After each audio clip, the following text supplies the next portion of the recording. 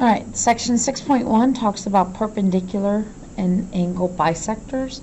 What's nice about this section is that you should be familiar with these terms because we spent a lot of time in chapter 1 on them. So a perpendicular bisector, remember perpendicular means it forms a right angle, and bisector just means it cuts in half. So a perpendicular bisector is a line that is perpendicular to a segment and cuts that segment in half. So that red line is a perpendicular bisector.